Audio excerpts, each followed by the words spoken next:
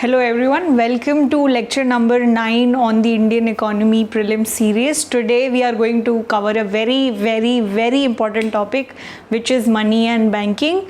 So we plan to cover it in a series of 4 to 5 lectures because it's a huge topic. You have to read multiple things and this is such a topic जो कि prelims में काफ़ी ज़्यादा पूछा जाता है. So because of that we are going to cover a lot of things in the money and banking topic, and it's a very interesting topic also. You will get to understand the monetary policy, the financial system in the country. So without exaggerating how important this topic is, let's get into the lecture. So today we are going to talk about money and banking. What is going to be our agenda for today? So the first thing that we are going to talk about is what actually is money. What is money? That piece of paper that you have, उसका मतलब क्या है? So money क्या होती है? Measures of money aggregates. So क्या money सिर्फ currency होती है, या फिर जो आपके सेविंग्स अकाउंट में पैसे हैं वो भी मनी होती है, या फिर आपने जो अलग अलग स्कीम्स में पैसे इन्वेस्ट किए हैं क्या वो भी मनी है? So we are going to talk about different measures of money. Okay?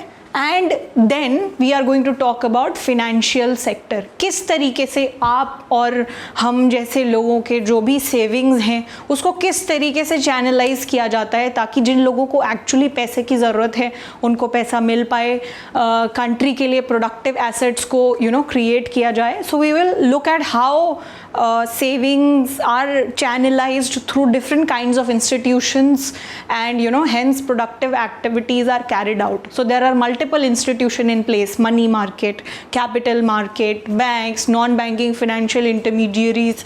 Different kinds of institution come together to form a financial sector in which money can be channelized to different sector where it could be used productively. So we will talk about that. Then we will move on to talk about money market in detail. So what is called money market, what is certificate of deposit, what is a promissory note, all kinds of instruments which are a part of the money market. Okay, and then we will move on to what is the history of banking in India, what used to happen before independence, how it all started, when did RBI begin, and after that we will also look at what is monetary policy and what are its objectives. So this is going to be our agenda for lecture number 1, and we'll pick up rest of the topics in the coming lectures that we are going to take. So with that being clear, let's begin our discussion on money. So what exactly is money? That is the first question that arises. So money is, so what is money? So जो भी आप जैसे 100 rupee note, 1000 rupee note, I am confused, does it even exist or not? 2000 rupee note, 20 rupees note, 10 rupee note. If you see them, they are just a piece of paper. अगर वो फटा हो, वो गीला हो गया हो, उसको किसी ने मरोड़ तरोड़ के फेंक दिया हो, that paper loses its value. But where does that piece of paper gets its value from? You have that confidence कि अगर आप वो 100 rupee note किसी शॉपकीपर के पास लेके जाओगे, he is bound to give you some goods that you are going to demand. If you go to a shopkeeper, give that 100 rupee note to him, he'll give you whatever you want. Okay, so you have that confidence, you have that faith, and everybody in the economy has that faith कि कोई भी अगर आपको पैसे देता है, then you will get whatever services and goods that you want. So where is that trust coming from? So fiat money, so there are basically two different types of money: commodity money and fiat money. Fiat money is something which gets its value by a government order, by a government law. So what is fiat money? It derives its value by being declared by a government to be a legal tender. So fiat money, that 100 rupee note, is getting its power when it is declared money by the government. So अगर कल को government किसी और चीज़ को declare कर दे, let's say pencils को declare कर दे कि ये मनी है, सो कल से this will start becoming a medium of exchange. तो हम शॉपकीपर के पास जाके पेंसिल्स एक्सचेंज किया करेंगे rather than that 100 rupee note. Okay, so and what is a legal tender? That means it must be accepted as a form of payment within the boundaries of the country for all kinds of debt, whether it's public or private. So fiat money is getting its value from the government order to be a legal tender. Okay, so government orders it that this is something that we will accept and give as money, and the moment they have it as a law, this is used as a money for carrying out transactions. Okay, so money supply in a country, अब पूरी economy में, पूरी country में, how much is the money supply, how much is the money. So money supply of a country consist of currency. So what ever is the currency, so bank notes कितने हैं, coins कितने हैं, ठीक है, and the bank money, the bank held in checking, the balance which is held in checking accounts and savings account. So what is the money in the economy? Whatever currency you have, whatever bank notes you have, whatever is the amount of money that you have in your current account, saving account, so any of the checking account. What is a checking account? ऐसा account जिसके behalf पे you can issue a check. Okay, so all that money, if you add all that money, you will get that is the total money supply in the economy. So कौन कौन लोग हैं जिनके पास जो जो पैसा है उसको हम ऐड कर सकते हैं. So it includes all economic units. So either it's house hold, it's firms और institutions. So money with household, firms, institution, it will be a part of whatever is the money in the economy, and it will exclude the producers of the money. So money is being produced, अगर हम लोग money consume कर रहे हैं, there must be someone who is printing that money. So whosoever is the producer of money, उनके पास जो currency है that is not considered part of the money supply in the economy. So who are the producer of money? The government and the banking system. Okay, and why is this not a part of money supply? Because that money is with them, this is not in the circulation, that is why it is not a part of the money supply of the economy. And since this money is excluded, so whatever is the amount of money that government has in its treasuries and money with the banking system, since this is excluded, so जो भी money supply है that's going to be lesser than what is the total stock of money. Total stock of money मतलब पूरी economy में कितना पैसा है as a country as a whole, चाहे वो हाउस होल्ड्स हो, फर्म्स हो, इंस्टीट्यूशन हो, गवर्नमेंट हो, बैंक हो, किसी के पास भी टोटल पैसा कितना है, that is the total stock of money. And money supply is economy में जो सप्लाई में है मनी वो कितनी है. So because producers of money के पास जो पैसा है that is excluded, that is why the money supply is smaller than the total stock of money in the economy. Okay, so fiat money, money supply, who are the producers, and what is the money, total money stock, and what is the money supply in the economy. So these are the concepts that we've just covered. And commodity money, I want to say commodity money is anything which is used as a medium of exchange, ठीक है, but it has some intrinsic value. जैसे gold can be an example of a commodity money. So gold can be used for transactions as well, but it has some intrinsic, some internal value also, because you use it for making jewelry, it is used in dental fillings, but there is no such purpose with that piece of 100 rupee note. It's just a paper, it has no intrinsic value. If the government removes its law, I mean, if the government removes its order कि नहीं, we are not accepting it as money, it loses its value. It's just a piece of paper and it's of no use. Okay, so any kind of money is going to have mainly three different kinds of function.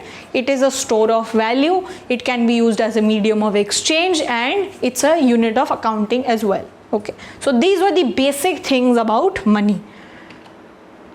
Now अब currency भी है, bank notes भी हैं, deposits भी हैं, post office के पास deposits भी हैं. सो काफ़ी अलग अलग मेजर्स हैं जो हमारी टोटल मनी सप्लाई कितनी है उसको बता सकते हैं. So now we are going to talk about what are the different measures of money supply. So first measure, so what are these? Basically these are different terms which contains an umbrella of objects which are there. So M1, what is M1? M1 is a measure of money aggregates. So M1 is a measure of what is the amount of money. So M1 includes what? Money with the public. So public के पास कितना पैसा है, currency notes and coins के रूप में.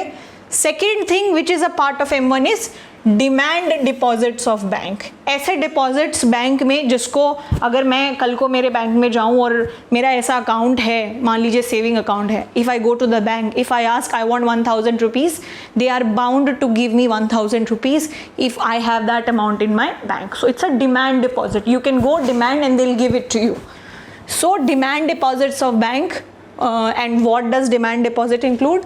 So current account and saving bank account plus other demand deposits with RBI. So there are various demand deposits of different kinds of banks with RBI. So they are also a part of M1. So these three things are included: money with the public and demand deposits of banks and other demand deposits with RBI. ये तीनों चीज़ें मिला के we have a measure called M1. And it is highly liquid and bank will not be able to run their lending programs on this. So सबसे पहले जानते हैं liquid क्या होता है. Liquidity is nothing but the ease with which an asset can be used as a medium of exchange. कितना easily कोई भी एक asset, कोई भी asset जो है as a medium of exchange use कर सकते हैं. So let's say that 100 rupee note. If you go to the shopkeeper, can he say no to you कि नहीं मैं तो आपको सामान नहीं दूंगा? This is not going to happen. That means बहुत आसानी से आप उस 100 रुपये को as a medium of exchange use कर सकते हो. But on the other hand, if you go and maybe take this pencil to that shopkeeper and say कि please ये pencil ले लो, मुझे बदले में जो मुझे सामान चाहिए वो दे दो, he's going to slap you right away. He'll not accept it, or maybe he'll ask you to go away. वो आपको पागल बोलेगा और बोलेगा आप चले जाओ यहाँ से. Because this is not a liquid asset. इसको आप कन्वर्ट करके मीडियम ऑफ एक्सचेंज की तरह यूज़ नहीं कर सकते. कल को let's say you have some urgency, you want to get some money, let's say you want 10 lakh rupees. आप जाओ, अपना जो भी आपका घर है आप उसको बेचना चाहते हो. ऐसा नहीं है आपका घर 1 घंटे में बिक जाएगा. It's a long process. आप बायर ढूंढोगे, फिर आप नेगोशिएट करोगे, फिर फाइनली आपकी डील होगी, फिर आप काफ़ी सारे प्रॉपर्टी के कागजात बनाओगे and then maybe you will be able to sell your house. ठीक है, इतना ईजिली नहीं होगा. तो that means your house is not a liquid asset. उसको ईजिली आप ट्रांजैक्शंस के लिए यूज़ नहीं कर सकते. जबकि जो आपके अकाउंट में, आपके सेविंग्स अकाउंट में पैसा है, that you can use quickly, UPI करके या फिर डेबिट कार्ड का यूज़ करके quickly just swipe it and you are done. So it's a highly liquid asset. So ये जो मेजर M1 है, this is considered highly liquid, meaning ये जो भी मेजर है इसको quickly public at ease use कर सकती है. ठीक है. So because it's highly liquid, banks कभी भी इस मेजर के बलबूते पे लेंडिंग प्रोग्राम्स नहीं रन कर सकते. Because this measure includes the money which people can come and always demand. अब कल को मान लीजिए bank starts to give out loans using this M1 measure. अब कल को मेरे पैसे थे सेविंग्स अकाउंट में, वो मेरे पैसे बैंक ने किसी और को उधार दे दिए. They lend the money to someone. But if I go and ask मुझे मेरे 2000 रुपये दो, they will not be able to give me, right? क्योंकि वो एक डिमांड डिपॉजिट है. I can any time go, but जिनको लेंड किए हैं they will give in 5 year 10 year जो भी उन्होंने टर्म्स डिसाइड किए हैं. सो बैंक कभी भी इस M1 मेजर के बेसिस पे अपने लेंडिंग प्रोग्राम्स रन नहीं कर सकता. It need some amount of money जो आपसे कमिटमेंट लेके रखता है कि ये पैसा आप 5 साल के पहले नहीं निकाल सकते. अगर वैसा पैसा अगर बैंक के पास है तो that can be use to give out loans. Okay, so that is our measure M1. Let's talk about, अब बहुत नई नई चीज़ें और ऐड करना चाहते हैं हम, because these are not the only assets in the economy. So what is M2? M2 is also a measure of money. इसमें M1 पूरा का पूरा आता है plus savings bank deposit with post office. तो इंडिया में पोस्ट ऑफिस के पास भी सेविंग्स बैंक होते हैं. सो वो सारे डिपॉजिट्स का जो अमाउंट है, if you add M1 and savings bank deposit, you are going to get what? M2. ठीक है. So M2 is a bigger measure than M1. ठीक है. अब उसके बाद अब हम M3 पे आ गए. अब M3 क्या है? M1 plus term deposits with the bank. So जो M1 में है वो तो है ही है, plus there is another term which is term deposit. Term deposit का मतलब होता है any deposit that you make for a particular period of time. Particular term मतलब 1 साल, 2 साल, 5 साल, 10 साल. जैसे आप उसको एक तरीके से फिक्स्ड डिपॉजिट भी बोल सकते हो. 5 साल का FD, 10 साल का FD, 3 साल का FD, those are called term deposit. जो कि प्री डिफाइंड टर्म के लिए आप बैंक के पास डिपॉजिट करते हो. And then there is another measure which is M4. What is M4? M3 के जो सारे आइटम्स हैं वो तो आप रखोगे ही, plus all deposits of post offices. So remember M2 में सिर्फ सेविंग डिपॉजिट्स हैं, M4 is nothing but M3 plus all the deposits with the post office, चाहे वो सेविंग हो या कोई स्कीम हो, किसी भी तरीके के डिपॉजिट्स सबको हम ऐड करके M4 के इक्वल रख सकते हैं. और जैसे जैसे इफ़ यू सी, जैसे जैसे we move from M1 to M2 to M3 to M4, you will see, अब जैसे M1 के सारे items can be easily demanded by people, so it's highly liquid. But जो भी आपके टर्म डिपॉजिट्स हैं, let's say I have a FD of 5 years with State Bank of India, so I can not go to them and ask कल को मेरे को अगर ज़रूरत पड़ेगी कि मुझे मेरा पैसा वापस दो, they are not going to give it to you. या तो वो प्रोविजन ही नहीं होगा, या तो only in case of deaths और समथिंग ह्यूज हैपेंड, या तो आप कोर्ट से ऑर्डर लिखवा के लाओ कि वो आपको पैसा मिल सकता है. उसके पहले 5 साल के पहले they are not going to give you. और अगर प्रोविजन है भी तो they are going to charge you a very heavy fee for removing it early. So ये वाले जो टर्म डिपॉजिट्स हैं they are not very liquid, right. So as you move from M1 to M4, liquidity of assets is going to go down. मतलब the ease with which you can use all these measures as a medium of exchange, this is going to go down. Reduction in liquidity indicates that there has been a shift from medium of exchange to store of value. अब कल को किसी को invest करना है, obviously yes they are going to invest in FD. It's a very good store of value कि आगे जाके आप अपना फ्यूचर कंजम्पशन उस FD के अमाउंट से करोगे. सो जैसे जैसे लिक्विडिटी रिड्यूस होती है, आपका जो मनी का फंक्शन है from medium of exchange to store of value ज़्यादा बनता जाता है. ठीक है. M3 is the most important component of all the money stock measures and it's generally termed as broad money. So M3 is called as broad money.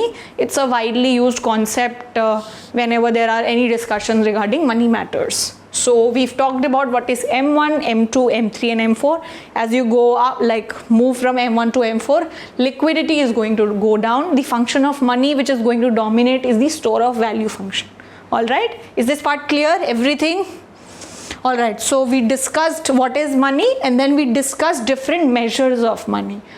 Okay, let's see how much you've understood for a moment. So this question came in prelims 2021, so it's quite recent also. Which of the following statements correctly describes the meaning of legal tender money? So just now we've discussed money. It becomes money by the virtue of government announcing it as a legal tender. So what is the correct statement regarding that? So take your time, read this piece for a minute and then we'll discuss it.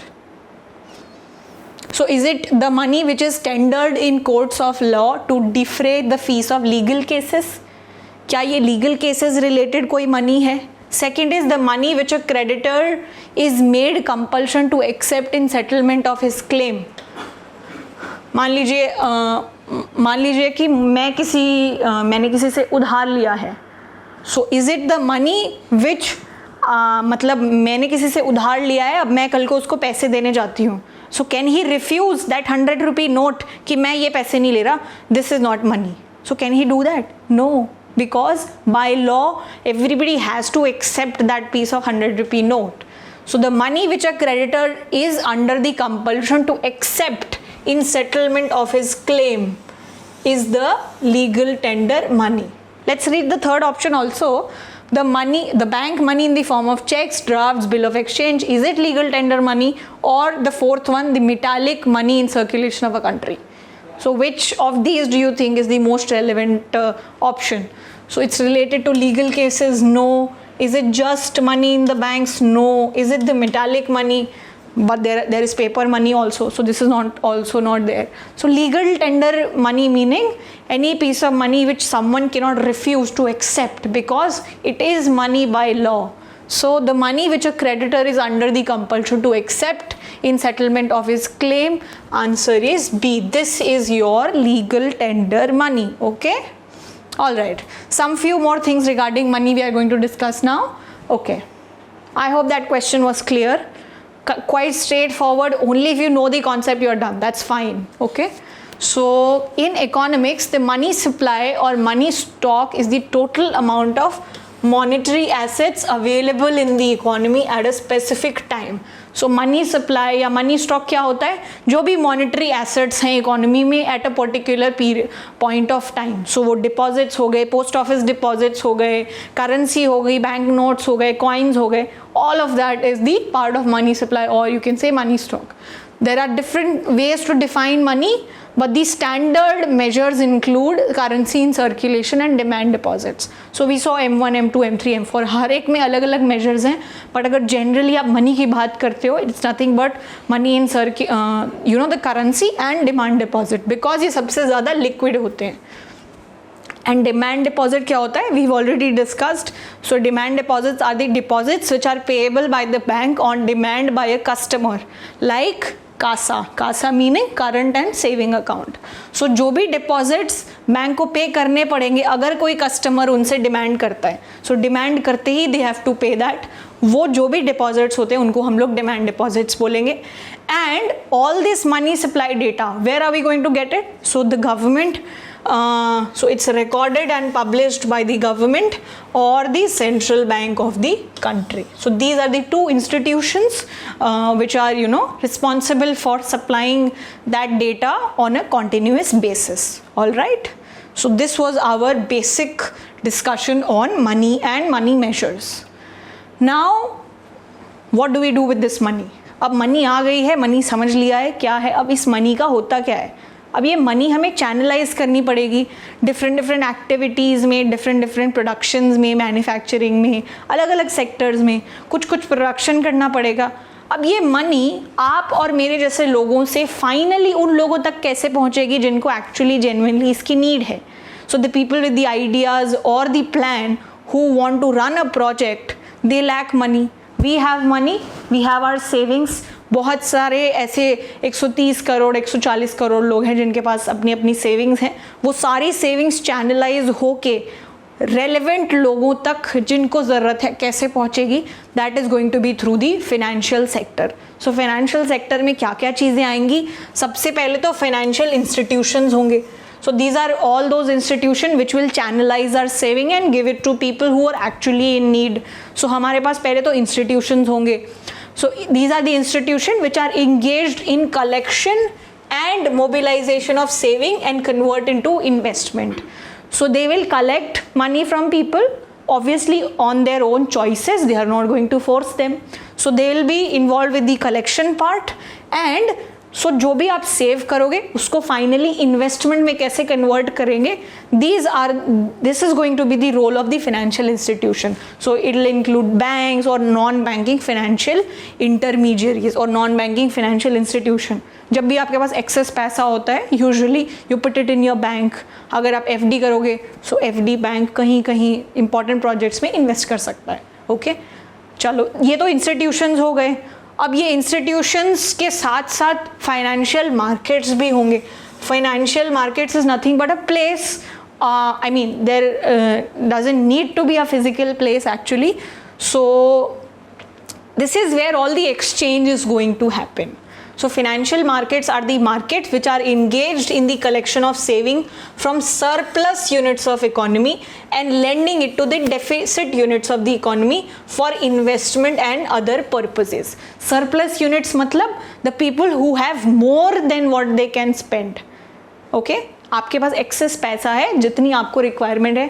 So the people who have the savings and excess money, they are surplus units of the economy and lending that money to the deficit units. Deficit unit मतलब कुछ लोग हैं जिनको genuinely उनको चाहिए एक amount but उनके पास उससे कम अमाउंट है, बट कुछ लोग हैं जिनके पास ज़्यादा है बट उनको चाहिए कम. सो ये सरप्लस यूनिट से डेफिसिट यूनिट में जो चैनलाइजेशन होगा that will be through the financial markets. And financial markets में क्या क्या आता है? Money market and capital market. So these are the markets or these are the places where exchange is going to happen. Someone is going to sell, someone is going to buy, someone is going to ask for it, someone is going to give it to you. All right. So this is what happens in the financial market. तो institutions हो गए, financial market हो गया. अब ये सब जो है, ये सारी चीज़ें किस किस तरीके की चीज़ों के साथ डील करेंगे, what are the instruments, what are the things that they are going to trade in the markets. So they are going to be called financial assets. Financial asset मतलब शेयर हो गया, डिबेंचर हो गया, certificate of deposit हो गया, life insurance policies हो गए, bonds हो गए, ट्रेजरी बिल्स हो गए, ये सब चीज़ों को हम लोग फाइनेंशियल एसेट बोलेंगे. ठीक है. So financial institution, financial markets and financial assets. Okay. अब अगर एक ब्रॉड पिक्चर व्यू में देखें कि how is this whole thing classified, so सबसे पहले व्हाट डू वी हैव, हमारा फाइनेंशियल सिस्टम क्या है. हमारे फाइनेंशियल सिस्टम में मेन क्या क्या चीज़ें आती हैं. एक तो फाइनेंशियल इंस्टीट्यूशंस हो गए, और फिर फाइनेंशियल मार्केट हो गए. वो मार्केट में क्या चीज़ें डील होंगी, फाइनेंशियल एसेट्स या फिर इंस्ट्रूमेंट, और कुछ कुछ फाइनेंशियल सर्विसेज हो गई. सो ये 4 चीज़ें ब्रॉडली हैं जो एक फाइनेंशियल सिस्टम को बनाती हैं. ठीक है. अब फाइनेंशियल इंस्टीट्यूशंस में अलग अलग चीज़ें आएंगी.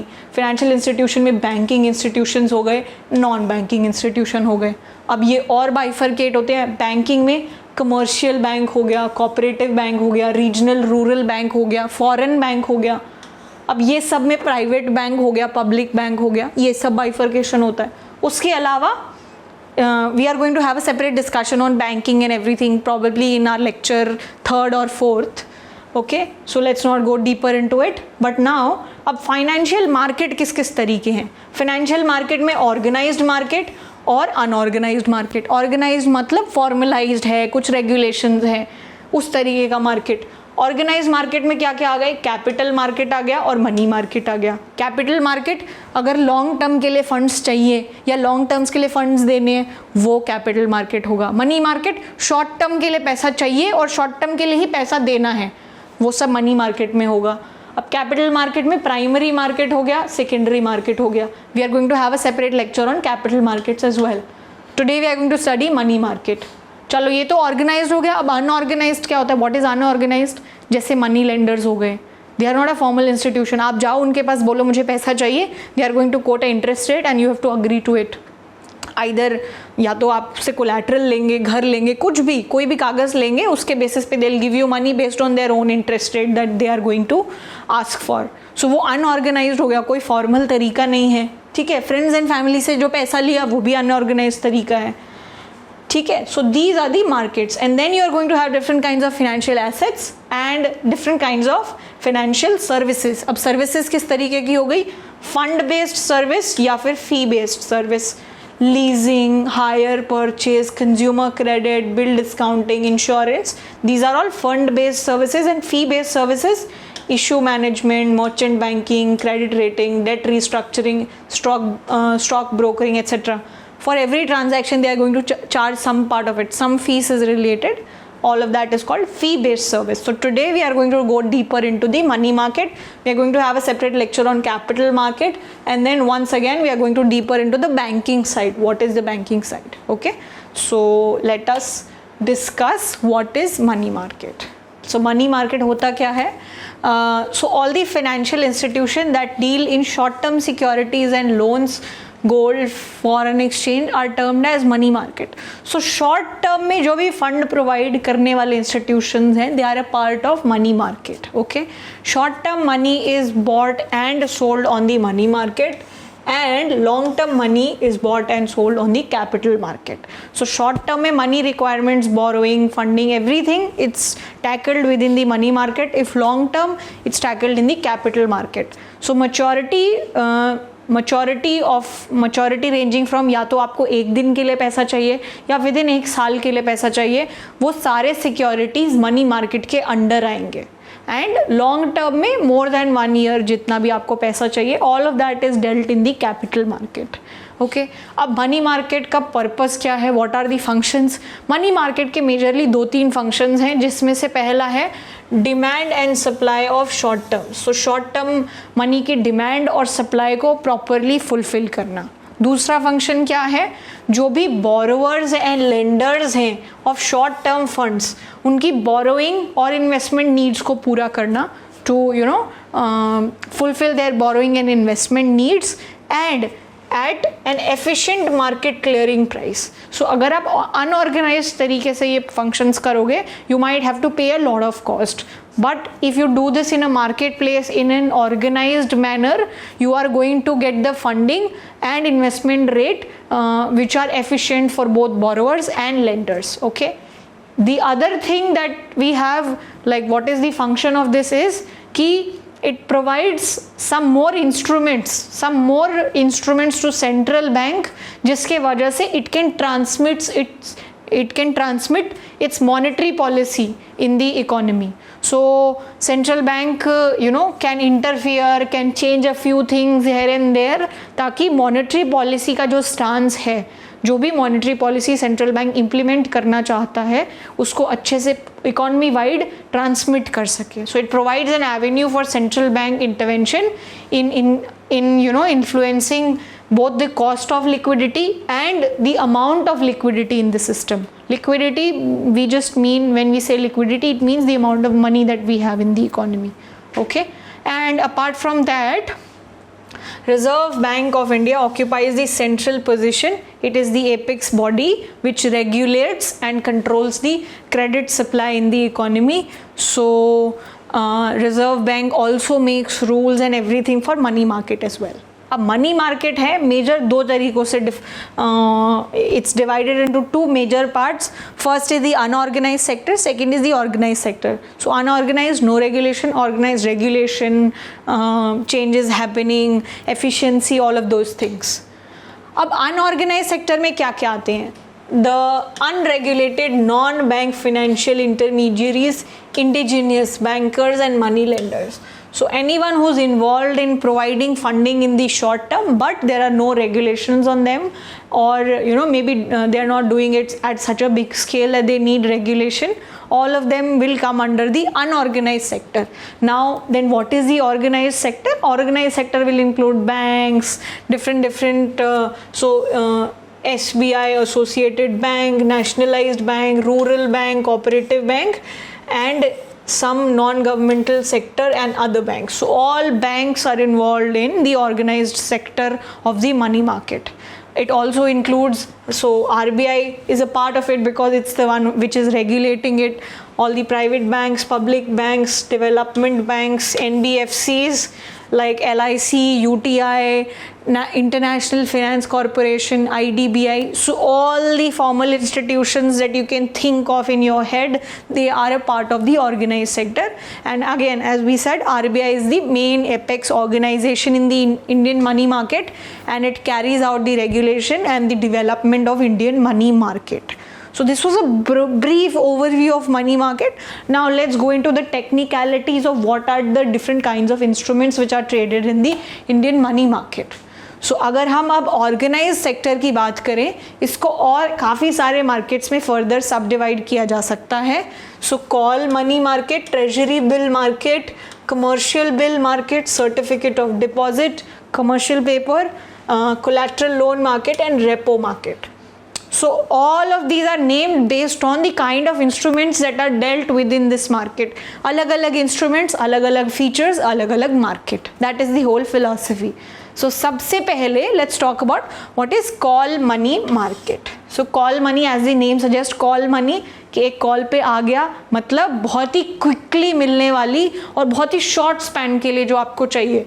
सो it deals in call loans और call money which is granted for 1 day. So this is the money which is granted only for 1 day. So 1 day के लिए पैसा किसको चाहिए हो सकता है? So lots of banks, because they are under lots of regulation, they have to maintain SLR, CRR, some specific fund they have to have ताकि deposits को meet कर सके. Because they are under so much regulation, they require these kinds of loan on daily basis. So since the participants in the call money market are mostly banks, it is also called interbank call money market. Okay? So जिस भी bank के पास temporarily funds की कमी है और जिस भी bank के पास टेम्परेरली फंड्स का एक्सेस है, they deal with each other through the call money market. Okay, so जिनके पास डेफिसिट है, they are the one who are demanding the money, and the ones who have the access of fund, they are the one who are on the supply side of this market. Understand, for every market, कोई भी तरीके का market हो, there is going to be a demand side and there is going to be a supply side. So even if we talk about supply of this pen, the market for this pencil, there'll be people who are demanding it, people like me who have to write on the board. We are going to be the demanders, and there are some who are going to be the suppliers. So wherever I have bought this pencil from, they are going to be the suppliers. Her market के लिए there'll be a demand side, there'll be a supply side. So we know जिसके पास deficit है, they are the demand side for the call money market, and whosoever has the excess fund, they are the supply side of the call money market. It's highly sensitive, it's highly interest sensitive, highly competitive, and interest rates are very unstable. So based on demand and supply, interest rates keep changing, क्योंकि बहुत ही ऐसा नहीं है कि बहुत लंबे time के लिए चीज़ें चलती हैं, पैसा एक दिन के लिए चाहिए. So every day these things keep changing. Okay, so this is your call money market. I hope this is clear. So call money that you get for one particular day, like for a single day, and it's mostly between banks. That is why interbank call money market. अब एक instrument हमने देख लिया call money. अब दूसरा instrument क्या है? Treasury bills. आपने काफ़ी सुना होगा कि गवर्नमेंट इशूज ट्रेजरी बिल्स. सो ये ट्रेजरी बिल्स होते क्या हैं? Treasury bill market deals in treasury bills, and treasury bills are also short term liabilities of the government of India. So these are the instrument which government of India issues. ये short term instrument होता है. Whenever I am saying instrument, it means एक जरिया. Instrument is usually, let's say I am playing guitar. It's a medium through which I am generating music. So instrument यहाँ पे financial instrument है. So let's say if I have a piece of paper saying that I have a 5-year FD, that's an instrument. Okay, so treasury bills is also an instrument. Let's say it's a piece of paper which will tell you, okay, I've bought 2, 3, 5, 10 treasury bills from the government. So treasury bills are short term instrument, short term liabilities of the government. Liability of the government मतलब सरकार treasury bill issue करेगी. मैंने अगर एक treasury bill खरीद लिया तो उस पर लिखा होगा कि सरकार मुझे 100 and 100 पैसे देगी इतने इतने टाइम के बाद, क्योंकि मैंने अभी वो ट्रेजरी बिल पाने के लिए सरकार को पैसे दिए. ठीक है, सो दैट इज़ अ लाइबिलिटी. ऐसी चीज़ जो उसको बाद में फुलफिल करनी पड़ेगी. सो गवर्नमेंट की लाइबिलिटी है ट्रेजरी बिल्स. सो इनका पीरियड होता है 91 days, 182 days and 364 days. So the period for which they are issued. So what is the purpose of these bills? Short term financial requirements of government को पूरा करना. मान लो कोई फंड फाइनेंस करना है, पैसे खत्म हो गए, अब क्या करें? ट्रेजरी बिल्स इशू करो. जो लोगों के पास ट्रेजरी बिल्स जाएंगे, they'll give me money. I will promise them to pay at some day later after 91 days, 182 days और 364 days जो भी ट्रेजरी बिल आपने खरीदा है. ठीक है, so these are discounted securities and are issued at a discount to face value. What is face value? Face value is the amount of money that is written on a piece of whatever instrument that you are giving. मान लीजिए this is a treasury bill, इस पे लिखा है 100 rupees. इसका मतलब है कि जो भी let's say 91 days के बाद मुझे 100 rupees मिलेंगे सरकार से. This is the face value. ठीक है, अब उसके ज़रूरी नहीं है कि आपको exactly face value पे ही वो चीज़ बेची जाए. This might be sold to me at 90 rupees. So आज मैंने इसको 90 rupees में खरीदा और कल 91 डेज के बाद सरकार मुझे 100 रुपीज़ देगी when I give this treasury back to it. So मैंने 10 रुपीज़ का प्रॉफिट कमाया. So this is the face value and this is the amount. इसको हम लोग बोल रहे हैं discounted value because it's lesser than the face value. So these are discounted security, मतलब फेस वैल्यू से कम प्राइस पे यूजुअली आपको मिल जाएगी. These are the lowest risk category of instrument. Lowest risk क्योंकि सरकार से ज़्यादा भरोसेमंद चीज़ क्या होती है?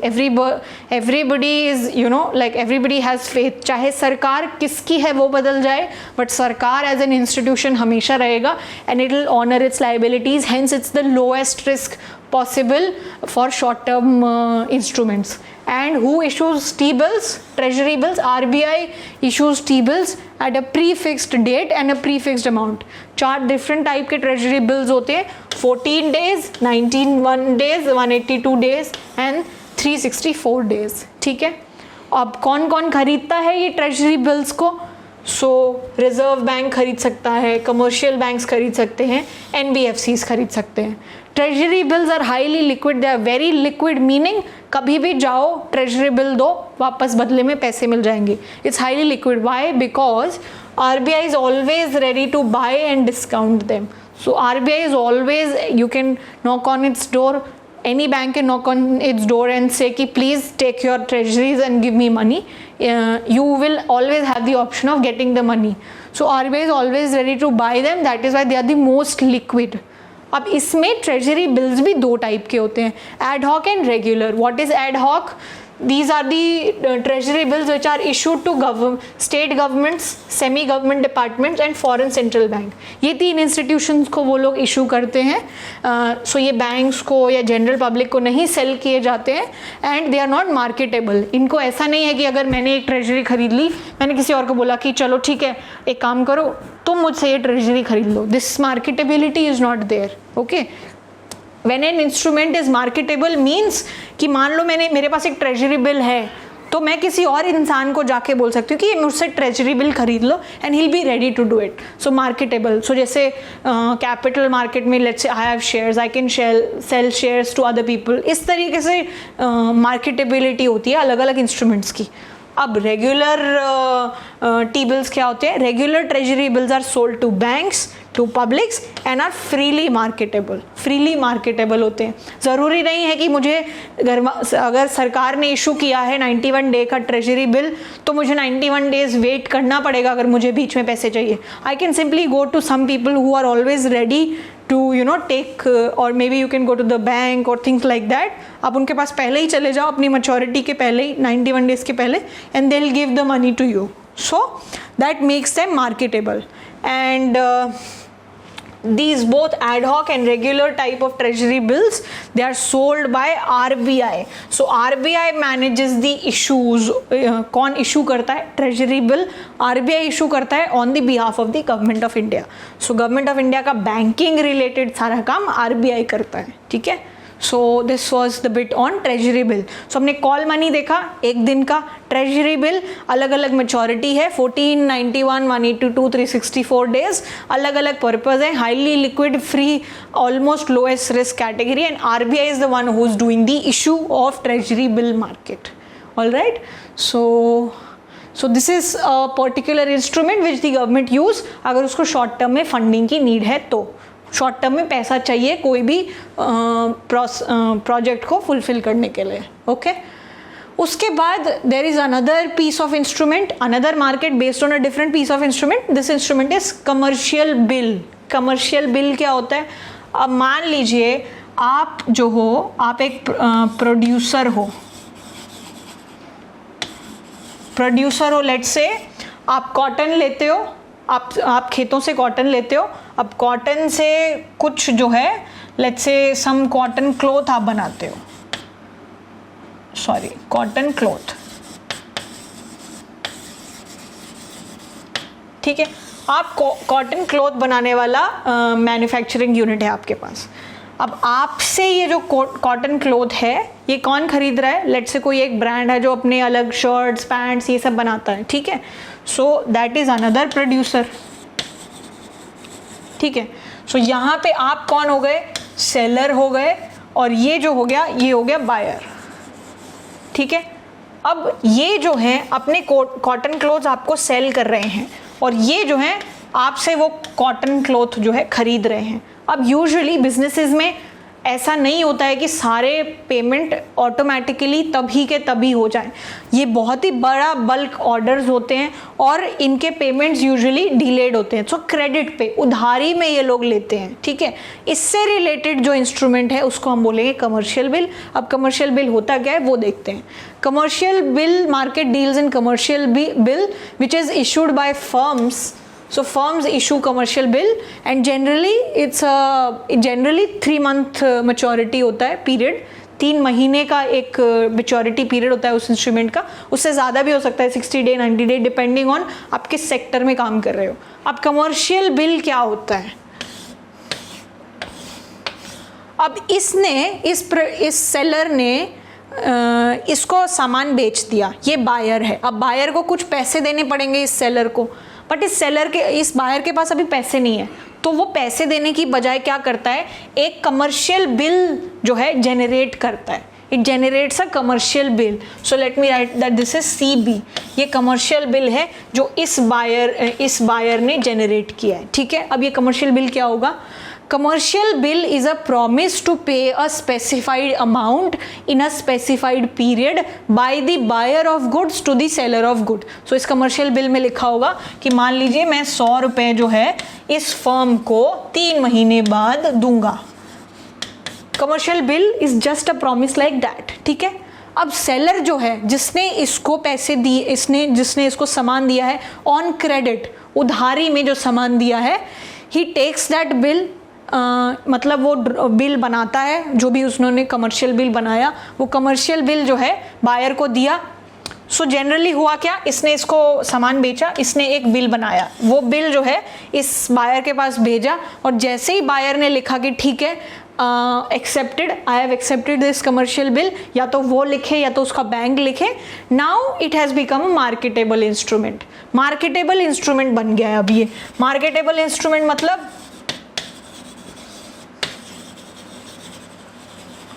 मतलब अब ये जो प्रोड्यूसर है जो क्लोथ बनाता है, अब इसको भी तो पैसे चाहिए, इसको भी अपने वर्कर्स को पैसे देने हैं और कॉटन सोर्स करनी है, बहुत सारा काम है. अब ये 3 महीने तक वेट थोड़ी करेगा कि भाई मेरा बायर जो है अब वो मुझे पैसे देगा तब मैं जाके अपना बिजनेस आगे बढ़ाऊंगा. अब ये क्या करता है, बिकॉज ये मार्केटेबल इंस्ट्रूमेंट है, ये मार्केट में जाता है और बोलता है देखो मेरे पास एक कमर्शियल बिल है, अब ये तुम बिल ले लो और मुझे जो है अभी पैसे दे दो, मुझे अपने बिजनेस में लगाने हैं. Because it's a marketable instrument, there are people ready to take it, तो उसको अपना पैसा मिल गया. ठीक है. और 3 महीने के बाद जब ये बायर पैसे देगा तो जिस भी इंसान के पास वो कमर्शियल बिल होगा उसके पास पैसा चला जाएगा. ठीक है. सो ओके, सो एंड या ऑल राइट. सो इन बिल्स को ट्रेड बिल्स भी कहते हैं. And when these bills are accepted by commercial banks, मान लो आप बैंक के पास ही चले गए, आपने बोला कि ये देखो मेरा कमर्शियल बिल है, आप ले लो इसको. If the bank has accepted it then it is called commercial bill. Till the bank has not accepted it, it's called trade bill. Once they have accepted it, it's called commercial bill. और इसकी maturity होती है 30, 60, 90 days depending on the sector. So commercial bill का main purpose क्या है, आप issue कर रहे हो as a buyer, I am issuing a commercial bill, और वो कमर्शियल बिल जिसने आपको प्रोडक्ट सेल किया है, it can use this commercial bill to get some money at this point rather than waiting for 3 months. So commercial bill is nothing but a piece of promise कि मैं so and so महीने के बाद so and so amount इस person को दूंगा. That is a commercial bill. ठीक है. So this is the whole concept of commercial bill. So is that part clear? So this is how this whole industry works. तो although आप उधारी में पैसे दे रहे हो but आपको भी तो अपना धंधा, अपना बिजनेस चलाना है. उन केसेस में कमर्शियल बिल्स की मार्केटेबिलिटी रियली हेल्प्स, और इसीलिए इट्स प्रेफर्ड कि आप ऑर्गेनाइज्ड मार्केट में चीज़ करो. अब अगर आप ऑर्गेनाइज्ड मार्केट में चीज़ें नहीं करोगे तो अब आप किसके पास जाओगे वो पीस ऑफ पेपर लेके जो आपसे वो पैसे देगा, या जो भी अगर आप अनऑर्गेनाइज्ड मार्केट में डील करोगे तो उधारी मतलब उधारी. अब आपको बिजनेस करने के लिए पैसों की कमी पड़ गई. ठीक है. All right. There are 2 more instruments, very important. Let's talk about them also. Similar, every instrument is going to have a similar concept कि there is someone who's getting the money, someone who is giving the money, and there are some terms, some time period which is defined. So that is the basic concept. So अब अगला concept है certificate of deposit and commercial paper. So ये जो 2 instruments हैं ये RBI ने मार्च 1989 में शुरू किए थे. क्यों शुरू किए थे? जितने ज़्यादा इंस्ट्रूमेंट्स उतने ज़्यादा नए नए वैरायटी ऑफ तरीके आरबीआई के पास अपनी मॉनेटरी पॉलिसी को इम्प्लीमेंट करने के लिए. मान लीजिए सर्टिफिकेट ऑफ डिपॉजिट में कुछ चेंज कर दिए तो उससे मॉनेटरी पॉलिसी का इम्पैक्ट हो गया. कमर्शियल पेपर मार्केट में कुछ चेंज कर दिया, उससे मॉनेटरी पॉलिसी चेंज हो गई. और जितने ज़्यादा इंस्ट्रूमेंट, जो भी लोग इन्वेस्टर हैं उनको थोड़ी वैरायटी भी मिलती है कि उनके पास अब ज़्यादा इंस्ट्रूमेंट्स हैं इन्वेस्ट करने के लिए. So money market instruments and give investor greater flexibility ताकि वो अपने शॉर्ट टर्म एक्स्ट्रा फंड्स जो हैं उसको डिप्लॉय कर सकें. अब ये 2 कॉन्सेप्ट समझने के लिए हमें समझना है कि प्रॉमिसरी नोट क्या होता है. प्रॉमिसरी नोट, एक नाम में ही पता चल रहा है, promise and note, a note of promise. आप एक नोट है, एक पीस ऑफ पेपर है जिसमें आप एक प्रॉमिस कर रहे हो. ठीक है. अब वो प्रॉमिस क्या है? Promissory note is a legal financial tool which is declared by a party. Let's say I am that party. I am declaring something. What am I declaring? I am promising another party to pay the debt on a particular day. मैंने अगर किसी से उधारी ली है तो मैं एक promissory note बना रही हूँ और मैं बोल रही हूँ कि मैं फलां एंड फलां पार्टी को 3 महीने बाद 10 महीने बाद जो भी मेरा टर्म है इतने पैसे जो है रिटर्न कर दूंगी. ठीक है. It is a written agreement which is signed by the drawer. Drawer मतलब जो पैसे ले रहा है, drawer, with a promise to pay the money on a specified date or whenever demanded. या तो वो specified date पे या whenever it is being demanded. So it's nothing but a legal financial tool which wherein if whosoever is the person who is getting the money, he is writing that I promise to pay that person so and so money after so and so time. That's all.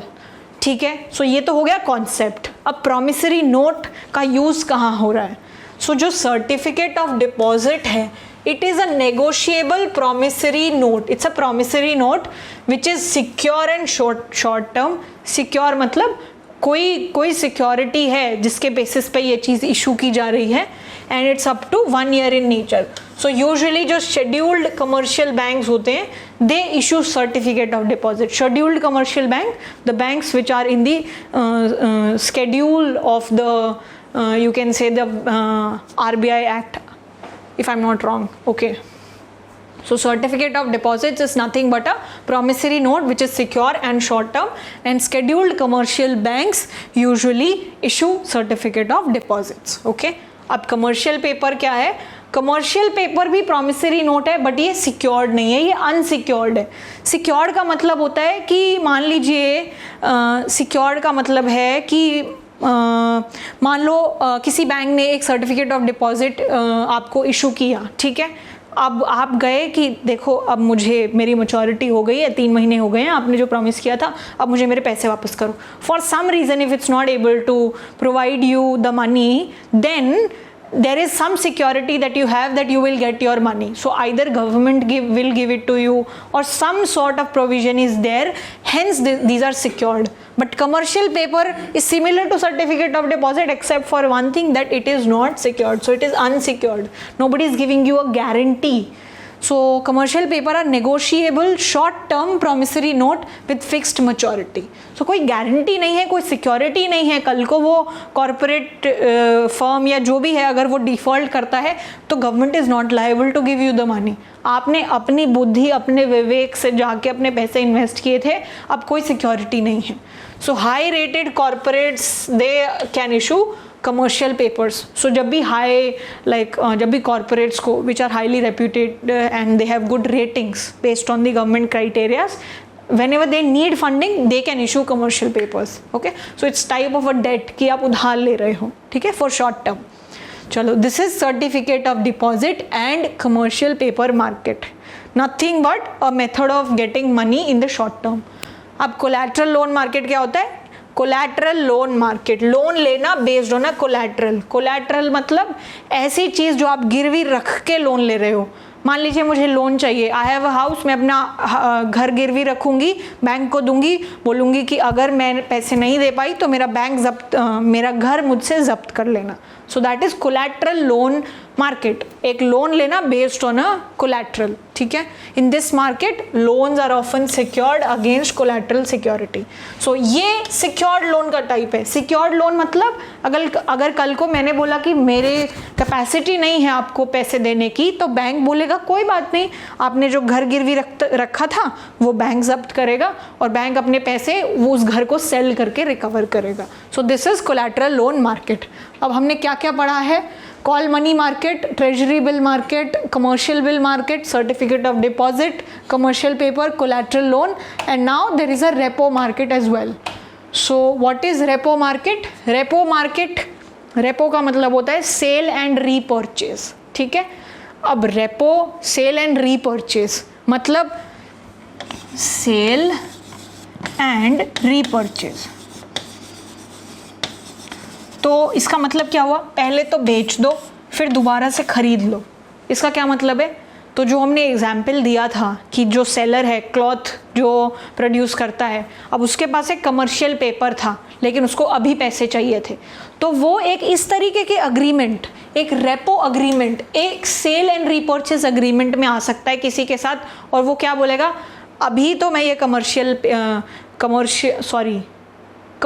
Bill जो है बेच रहा हूँ, 3 महीने अभी इसको बेचने के बदले आप मुझे पैसे दे दो, अब 3 महीने बाद जो है मैं आपसे ये जो पीस ऑफ जो मेरा कमर्शियल बिल था वो मैं आपसे वापस खरीद लूँगा और मैं आपको रिटर्न में आपके पैसे दे दूँगा। तो पहले आपने बेचा, फिर आपने दोबारा वो चीज़ खरीद ली, इसको बोलेंगे एक sale and repurchase agreement.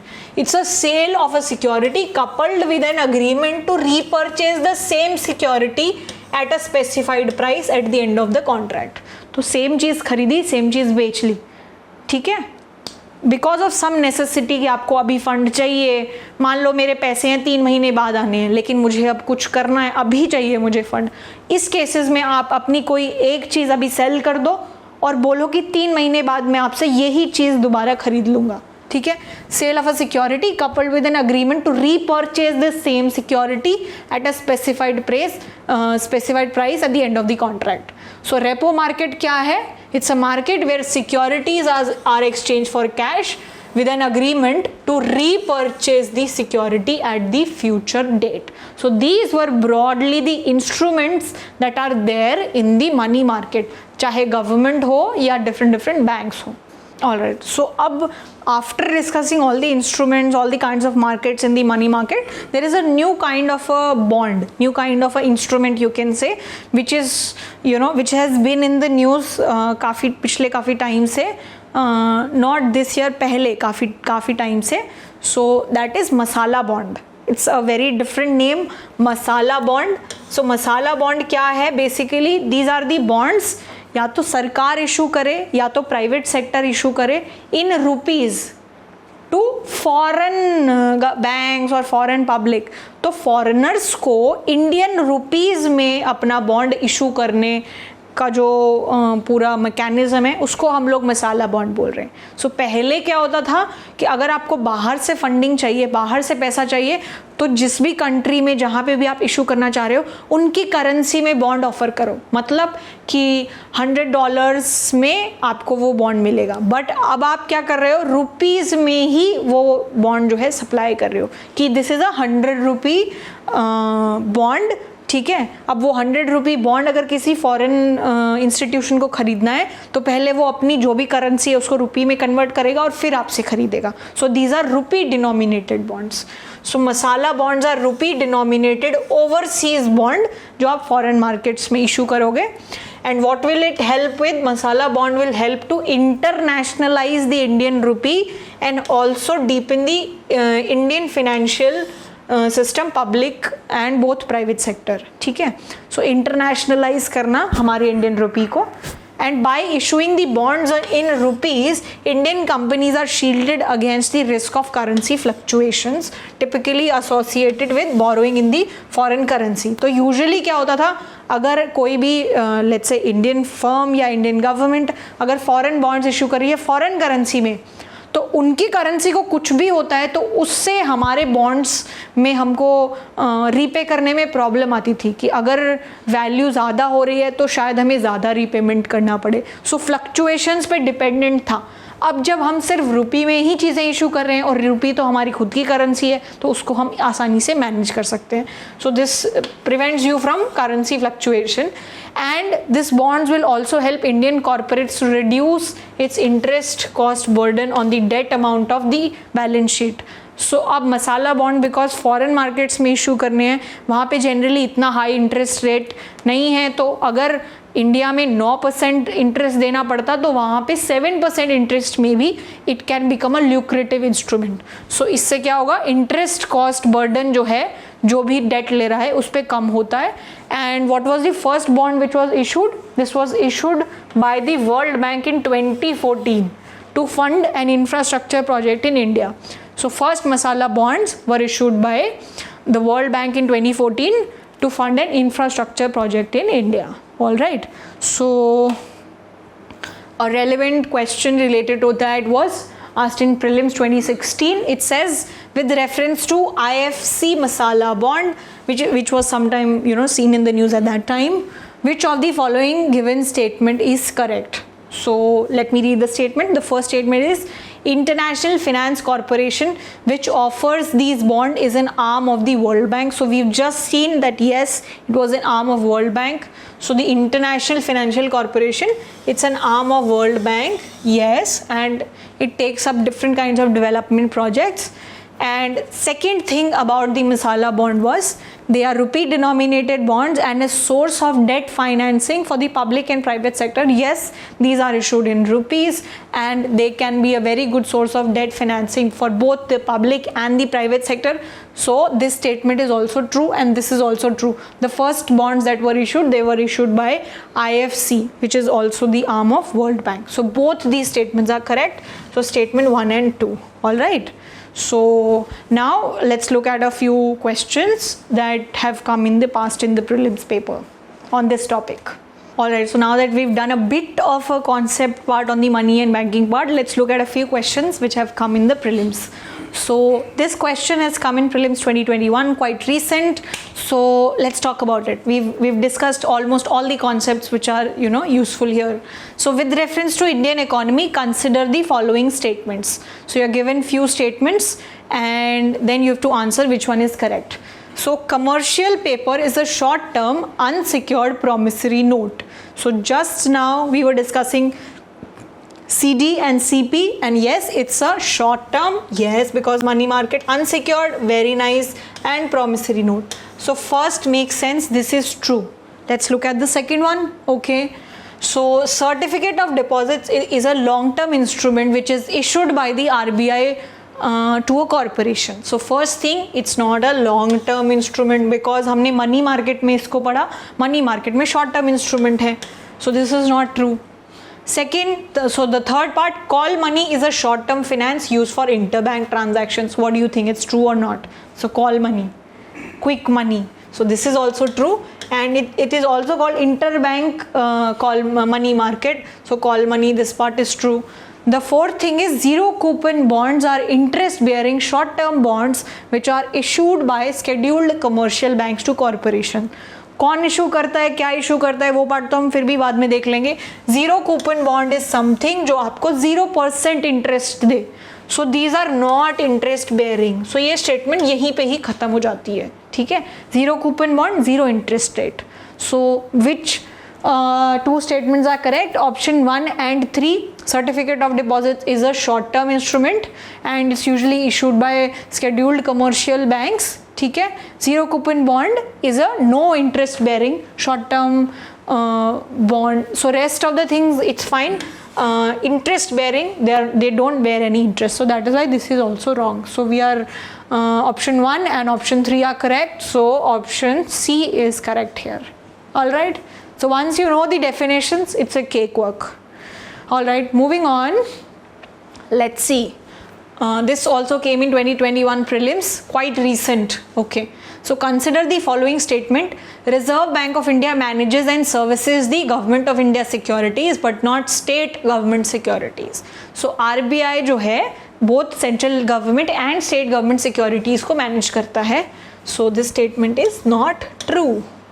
Second, treasury bills are issued by Government of India and there are no treasury bills issued by the state governments. So treasury bills is only and only issued by the Government of India. So this option is true. Third is treasury bills are issued at a discount from the par value. Par value, face value is the same thing. So do you remember we talked that treasury bills are provided at a discounted rate? Okay, so this statement is also true, that yes, they are available at a discounted rate from the face value or the par value. So option 2 and option 3 are correct. Hence the answer is, so although it's 1, 2, 3, 4, this one is A, B, C and D. So C is the correct answer. All right. Okay, moving on. Consider the following liquid assets. So we talked about what is liquidity, and then they are asking us, so we have 3-4 assets: demand deposits, time deposits, saving deposits and currency. The correct sequence of these assets in the decreasing order of liquidity. So एक concept है liquidity. अब ये 4 चीज़ों को आपको liquidity के basis पे rank करना है, ठीक है। सो सबसे लिक्विड, सबसे आसानी से मीडियम ऑफ एक्सचेंज कौन बन सकता है? What is your answer? My answer is this, what is yours? So currency, क्योंकि करेंसी में कुछ नहीं करना आपको, बस पैसे हैं, जाओ चीज़ें खरीदो, ख़त्म। Very easy as a medium of exchange. So सबसे पहले क्या होना चाहिए? 4th। सो अब आपका कौन सा ऑप्शन रिजेक्ट हो गया? ए रिजेक्ट हो गया और सी रिजेक्ट हो गया, ठीक है। अब उसके बाद हमारे पास क्या ऑप्शन है? ठीक है, करेंसी हो गया, demand deposits with bank, saving deposit with bank, time deposit with bank. अब सबसे पहले आप देखो, टाइम डिपॉजिट जो होगा it's already for a fixed period of time, so it is likely कि ये सबसे लेस लिक्विड होगा। सो जो आपका ऑप्शन 2 है वो सबसे लास्ट में आना चाहिए। सेविंग डिपॉजिट फिर भी आप डेबिट कार्ड का यूज़ कर सकते हो। डिमांड डिपॉजिट तो वैसे ही लिक्विड है कि जाओ डिमांड करो, पैसा मिलेगा। सो 2 जो है वो आपका एंड में होना चाहिए। सो बीच में कुछ भी हो और एंड में 2 है। ये कौन से ऑप्शन के लिए लागू है? So for this one 4 and then 2, ठीक है। उसके 4, 1, 3 एंड 2। सो पहले और आखिरी अगर आपको पता चल गए, you can clearly see that D is the answer. So the correct ordering is currency, then demand deposit, because you can demand and then you're done, then saving, then time deposit. So answer is D here. Okay, final question for today. Supply of money remaining the same when there is an increase in demand for money, there will be a, so money supply है आपके पास और money demand है। Money supply RBI, state bank, RBI central bank manages. So money supply आपकी fixed है, ठीक है, but आपकी money demand जो है वो बढ़ गई है। अब मनी सप्लाई फिक्स्ड है, मनी डिमांड बढ़ गई है। जब मनी डिमांड बढ़ेगी तो इससे क्या होगा? अब सबसे पहले तो हमें ये देखना है, अगर मनी सप्लाई बढ़ गई है, मनी डिमांड उतनी है, तो कुछ ना कुछ ऐसा होगा जिससे मनी डिमांड को भी कंट्रोल में आना पड़ेगा, तभी ये वाला जो मार्केट है ये इक्विलिब्रियम में होगा। अब मनी डिमांड कम होगी? मनी डिमांड कब होती है? जब मान लीजिए इंटरेस्ट रेट इकोनॉमी में बहुत ज़्यादा है। उससे क्या होता है, लोग कहते हैं कि कैश नहीं रखते हैं, इंटरेस्ट रेट बहुत बढ़ गया है, सेविंग्स करते हैं। So when interest rate goes up, your money demand goes down. Okay, so money demand goes down and then they become equal, और आपका ये जो मार्केट है ये इक्विलिब्रियम में रह सकता है, ठीक है। So let's look at the options now. A fall in level of prices, prices से मनी डिमांड पे ज़्यादा फर्क नहीं पड़ेगा, प्राइसेस से मनी डिमांड पे फर्क नहीं पड़ेगा। दूसरा ऑप्शन है इंक्रीज इन इंटरेस्ट रेट, अगर इंटरेस्ट रेट इंक्रीज हुआ तो मनी डिमांड कम हो जाएगी and hence supply and demand जो है आपस में इक्विलिब्रियम में आ जाएंगे। Third is decrease in interest rate, अगर इंटरेस्ट रेट डिक्रीज हो गया तो लोगों की मनी डिमांड और बढ़ जाएगी, बोलेंगे कि हमें सेविंग नहीं करनी, कैश में रख लेते हैं। So decrease in interest rate is wrong, and increase in level of income and employment. So none of this is going to happen. Clearly we can see कि interest rate are going to rise. So जब भी money demand money supply में change होगा उससे आपका interest rate सबसे पहले affect होता है। So you have to look at what happens to the interest rate. So here जैसे ही इंटरेस्ट रेट इंक्रीज होगा आपकी मनी डिमांड वापस जो है इक्विलिब्रियम में आ जाएगी, ठीक है। So in this case the increase in rate of interest is going to happen when your money demand increases and your supply of money is not changing. So the answer is B here. All right, so with that we come to an end for today's session. In our next session on money and banking we are going to go deeper into what is monetary policy, RBI क्या करता है, क्या क्या instruments हैं, क्या क्या objective है, all of these discussion. So I'll see you in the next lecture. Till then keep practicing and have a good day. Thank you.